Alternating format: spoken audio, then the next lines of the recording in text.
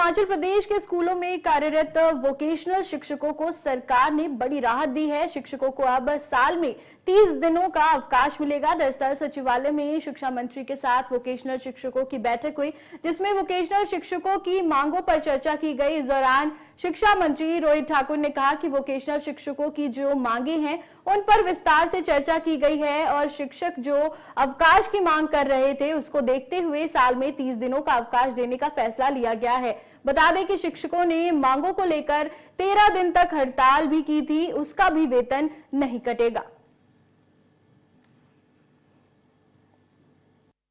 शिक्षा विभाग ने विशेषकर जो मैं समझता हूं उनके जो मुद्दे थे और जो उन्होंने अपना डिमांड चार्टर मुझे दिया था, विभाग को दिया था, समग्र शिक्षा को दिया था, उसमें मैं समझता हूं सहानुभूति पूर्वक विचार कर कर जो विभाग के द्वारा किया जा सकता है उसमें हमने निर्णय लिया है। सिद्धांतिक रूप से इन प्रिंसिपल, जैसे उदाहरण के तौर पे जो वहाँ पर ब्रेक या जो छुट्टी की बात पिछले वर्ष से चली थी, जो पहले हमारे वीटीज को आपकी लीव्स नहीं मिला करती, छुट्टियां नहीं मिला करती थी, हमने पिछले वर्ष 20 डेज की लीव आपकी प्रारंभ की थी। इसमें बढ़ोतरी करने का, विशेषकर जो हमारी फेस्टिवल ब्रेक होती है उसमें सैद्धांतिक रूप से अपनी सहमति व्यक्त की है। और इसी तरह से जो रिक्रूटमेंट एज जो वर्तमान में आपका 37 साल का, उसको बढ़ाने के लिए, जैसा हमारी प्रदेश सरकार में 45 ईयर्स है, इसको बढ़ाने के लिए भी मैं समझता हूँ हमने इन प्रिंसिपल सिद्धांतिक रूप से अपनी सहमति व्यक्त की है।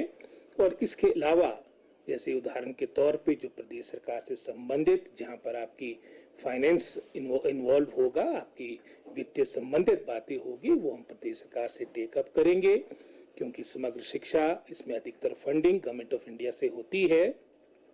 कुछ उनके ऐसे मुद्दे भी है जो केंद्र सरकार से टेकअप किए जाएंगे।